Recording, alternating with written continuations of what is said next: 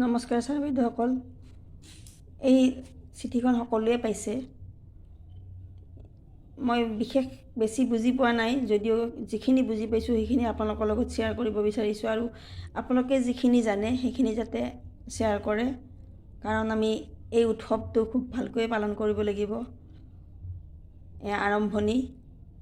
সেইকাৰণে নিপুণ অসম বা FLN ডে দিৱস যিটো আমি পালন কৰিম, এয়া আৰম্ভণি হ'ব। ইয়াতে বাকী চিঠিখনৰ যিখিনি আছে সেইখিনি আপোনালোকে বুজি পাইছে নিশ্চয়। মই কেৱল তলত থকা যিখিনি কৰণীয় বা আমি যিখিনি কাম কৰিম 27 তাৰিখে সেইখিনি বিষয়ে অলপমান ক'ম, আৰু তাত যদি আকৌ কিবা সংযোগ কৰিব লাগে বা মোৰ কিবা বাকী ৰৈ গৈছে আপোনালোকে যাতে জনাই দিয়ে।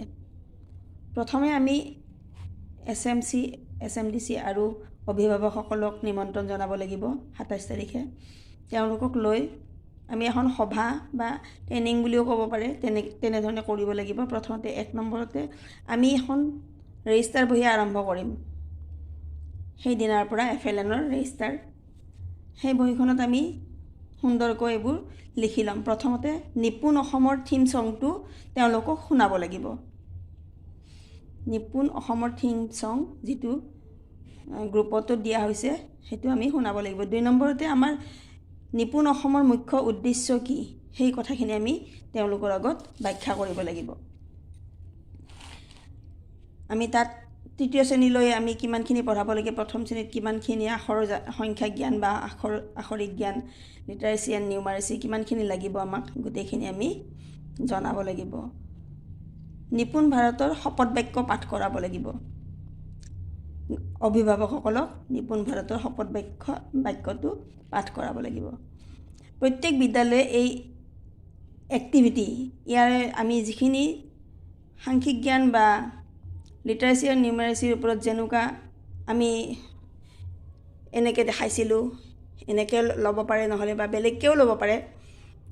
আপোনালোকে যিকোনো শব্দ কিছুমান ল'ব, তেনেকৈ কেনেকৈ আমি পঢ়াব লাগে, তেনেকুৱা ধৰণৰ অকণমান অভিভাৱকৰ লগত প্ৰদৰ্শন কৰিব, আৰু তেওঁলোকক বিশেষকৈ কৰিবলৈ দিব লাগিব।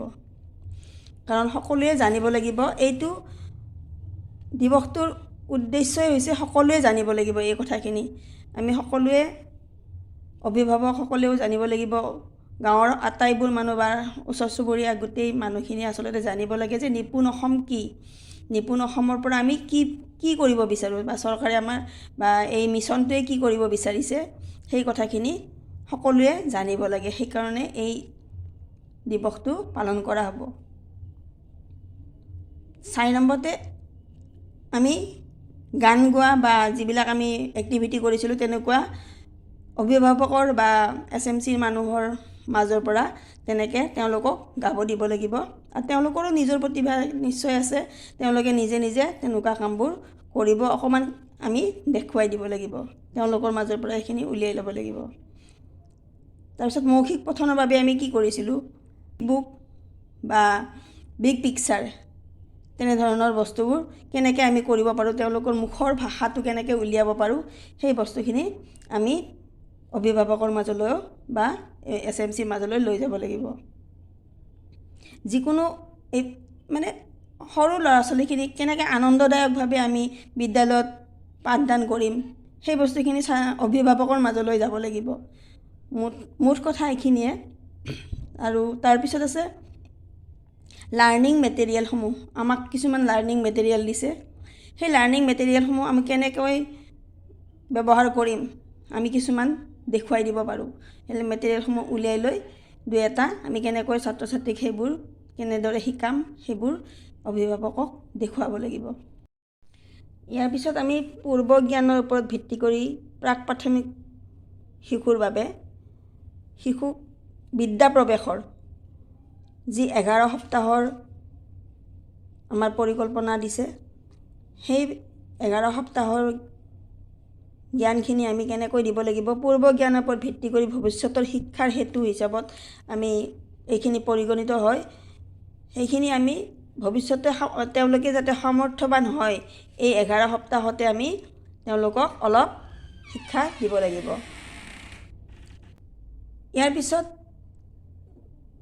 SMC, SMDC আৰু অভিভাৱক আটায়ে এই লক্ষ্যসমূহক সফল ৰূপায়ণ কৰাৰ বাবে প্লেনিং কৰিব লাগিব, আঁচনি ল'ব লাগিব। আমি সকলোৱে লগ লাগি এখন আঁচনি ল'ব লাগিব আৰু এইখিনিয়ে আমি গোটেই লিখি আমাৰ ৰেজিষ্টাৰত ৰাখিব লাগিব আৰু ইয়াৰে এক্টিভিটিবোৰ ফটো মাৰি দিব লাগিব।